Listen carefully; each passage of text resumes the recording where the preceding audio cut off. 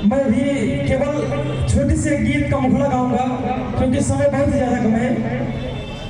अभी अभी मेरा एक गीत आया था बहुजन समाज पार्टी के लिए, आप लोग सुनिएगा। हेलो, कितने से हो खाता बेकार पढ़ेला का भ्रष्टाचार, कितने से हो खाता बेकार पढ़ेला का भ्रष्टाचार, आई हजार से मिटाना है तब की 2024 में भैया बसपा को जिताना है। अपना मिशन रहेगा कायम, बहन जी को पीएम बनाना है। और हमारे सभी साथी का समय देकर यहाँ पर आए लोगों के लिए केवल 2 लाइन कहूँगा, क्योंकि पत्नियां उससे क्या कहती हैं जब वो सुबह तैयार होकर जाते हैं, नीला का मछुआ उसाने से बांधे।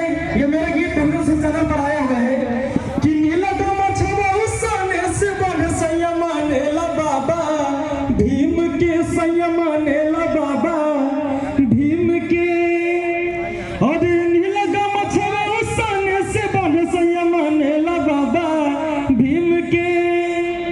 तो समय बहुत ही कम है, आप लोग YouTube पर या कहीं पर भी सिंगर अमन प्रभाकर से सर्च करिएगा तो हमारे बहुत से गाने आप सभी को मिलेंगे।